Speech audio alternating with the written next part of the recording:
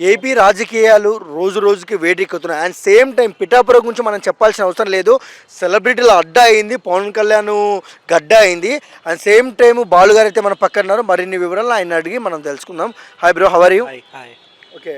And మనం చూస్తున్నాం పిఠాపురం వరుణ్ గారు, చాలామంది చిన్న చిన్న సెలబ్రిటీస్, హైబరాది గారు, ఆ, ఇలా ఆటో రామప్రసాద్ గారు వెళ్తున్నారు, ప్రచారం చేస్తున్నారు జనసేన తరపున, కళ్యాణ్ గారి తరపున. ఎలా అనిపిస్తుంది మీకు? మెయిన్గా చెప్పడానికి దీంట్లో ఏంటంటే ఒక మంచి కోసం అందరూ నిలబడతారు. ఇది ఎగ్జాంపుల్. ఓకే. ఇప్పుడు ఒక నిజాయితీ గల నాయకుడు అంటే మన రాష్ట్ర భవిష్యత్తు మార్చాలి, అది నాకు ఉపయోగం లేకపోయినా పర్లేదు, కానీ నా చుట్టూ ఉండే జనాలు బాగుండాలి అని ఆలోచించే వ్యక్తి కోసం ఎంతమంది అయినా నిలబడతారు. ఓకే. యుద్ధాన్ని వెతుక్కుంటూ ఆయుధాలు వెళ్తున్నాయంటారా? ఒక శత్రువుతో యుద్ధం చేస్తున్నప్పుడు అది మంచివాడా చెడ్డవాడా అనేది ఏమి ఉండదు, వాడిపైన గెలవాలి. అది నీతిగా గెలవాలి అనుకోవడం చాలా తక్కువ మంది చేసే పని. అది మన పవన్ కళ్యాణ్ గారు చేస్తున్నారు. సో దానికి తోడుగా కొన్ని ఆయుధాలు రెడీ అయ్యాయి. అదే హైపర్ ఆది గారు అండ్ జానీ మాస్టర్ గారు, ఇంకా మన రాంప్రసాద్ అన్న, పృథ్వీరాజ్ గారు, ఇలా చెప్పుకుంటూ పోతే చాలామంది. అంతెందుకంటే సద్దాం బ్రో, మన పులి. ఇప్పుడు వీళ్ళు చెప్తే వింటారు జనాలు అని ఏమైనా ఉంటుందా? ఏముండదు. ఏదో సరదాగా పంచలేస్తున్నారు, నవ్వుకుంటున్నారు. బట్ వాళ్ళు కూడా మేము చేయగలిగినంత చేస్తాం, మా దేవుడికి మా వల్ల ఏదైనా ఒక ఉపయోగం కలుగుతుందేమో చూద్దాం అనే ఆలోచనతో వాళ్ళు వెళ్ళడం. అది కూడా సొంత డబ్బులు ఖర్చు పెట్టుకొని వెళ్ళడం. పార్టీ తరపున రూపాయి తీసుకోనో, లేకుంటే అన్ని రాజకీయ పార్టీలు ఎలా ఉంటుందంటే మేము ఏదైనా చేయాలంటే మాకు డబ్బులు ఇవ్వండి, మాకు ఫండ్స్ ఇవ్వండి, మేము చేస్తామంటారు. కానీ స్వతహాగా సొంత జోబిలోంచి సొంత రూపాయి తీసుకుని పెట్టి ప్రచారం చేయడం కానీ, అక్కడ ఉండడానికి కానీ, ప్రతి దానికి చేస్తున్నారంటే ఇంకా ఆలోచించండి వాళ్ళు ఎంత నమ్మారా ఆయన్ని. ఓకే. అండ్ అంటే వీళ్ళు అందరూ రావడం ఒక ఎత్తు అయితే, అండ్ ఈసారి రామ్ చరణ్ గారు అండ్ చిరంజీవి గారు వస్తున్నా అనే మాట అయితే గట్టిగా వినపడుతుంది. ఎలా ఉండబోతుంది పిఠాపురం ఎలక్షన్స్, ఏపీ ఎలక్షన్స్ వీళ్ళు వస్తే, రామ్ చరణ్ గారు అండ్ చిరంజీవి గారు? నాకు ఒక డైలాగ్ గుర్తొస్తుంది. మన బాహుబలిలో డైలాగ్ ఉంటుంది కదా, ఊపిరి పీల్చుకో అని. సేమ్ అదే డైలాగ్ గుర్తు వస్తుంది. పిఠాపురం ఊపిరి పీల్చుకో, బాస్ వచ్చేస్తున్నాడని. నిజంగా మే 5న చిరంజీవి గారు వెళ్తున్నారంట ప్రచారానికి, లేదా జస్ట్ అక్కడ ఉన్న నాయకులను కలవడానికో తెలియదు కానీ, బట్ పిఠాపురంకి వెళ్తే ఖచ్చితంగా వెళ్తున్నారు ఆయన. ఇంకొకటి, వెళ్తున్న ప్రతి ఒక్క నాయకుడికు ప్రతి ఒక్కరు ఏం చెప్తున్నారంటే పవన్ కళ్యాణ్ గారికి ఓటేయండి అనే మాట కన్నా ముందు మంచి చేసే నాయకుడిని వదిలేయద్దు అని చెప్తున్నారు.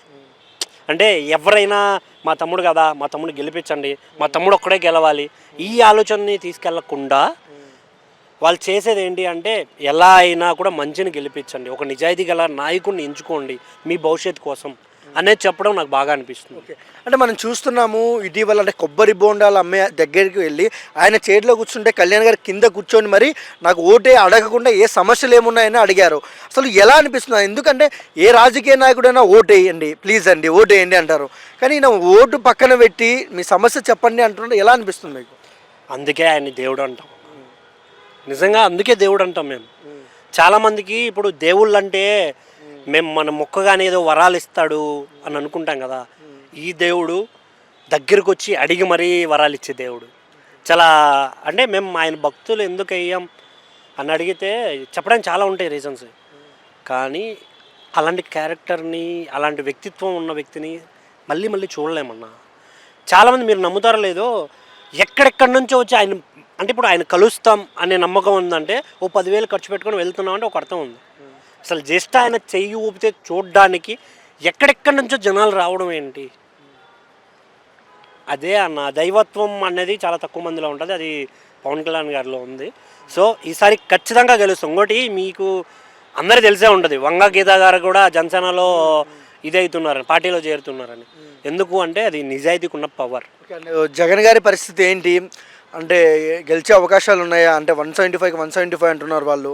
ఈ మొన్న మంత్రులు, ఎమ్మెల్యేల పరిస్థితి ఏంటి? కొడాలి నాని, రోజా వీళ్ళు కానివచ్చు అన్న. వాళ్ళు మంచి చేసి ఉంటే, వాళ్ళ చేసిన మంచి ప్రజలకు నచ్చుంటే ఖచ్చితంగా దే కెన్ గెలుస్తారన్న. ఇప్పుడు లేదు, ఏదో పైన ఉన్న వ్యక్తి ఫోటో పెట్టుకొని మేము గెలిచాం అనుకున్న ప్రతి ఒక్కరి గుండెల్లో దడబడుతుంది.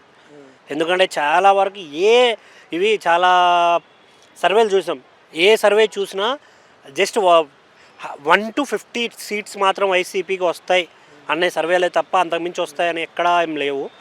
ఈవెన్ జగన్ గారికి కూడా గట్టి పోటీ ఉంటుంది బీటెక్ రవి గారితో అని అయితే నేను విన్నాను. ఎందుకంటే మాది కడప సైడే కాబట్టి చాలామంది చెప్పారు. ఎందుకంటే పులివెందులకి ఏం చేయలేదు, ఎక్కడ ఏమీ అభివృద్ధి ఏం లేదు, జస్ట్ వాళ్ళ ఇంటికి ఒక రింగ్ రోడ్ వేసుకున్నారు, వాళ్ళ ఇల్లు చుట్టుపక్కల ఏదో డెవలప్ చేశారు అన్నట్టు విన్నాను తప్ప అంతకుమించి ఏం లేదు. గట్టి పోటీ అయితే ఉంటుంది ఈసారి. ఇప్పటి వరకు జరిగిన ఎలక్షన్లో ఒక ఎత్తు అయితే 2024 వేరే లెవెల్ అనిపిస్తుంది నాకైతే. నేనైతే వెయిట్ చేస్తున్నాను June 4 కోసం. ఎందుకంటే పవన్ కళ్యాణ్ నేను పిఠాపురం ఎమ్మెల్యే అనే పదం వినడానికి నిజంగా వెయిట్ చేస్తాను. మీ ఓటు ఎవరికి ఇన్ని చెప్పారు కదా. జై జనసేన. Thank you.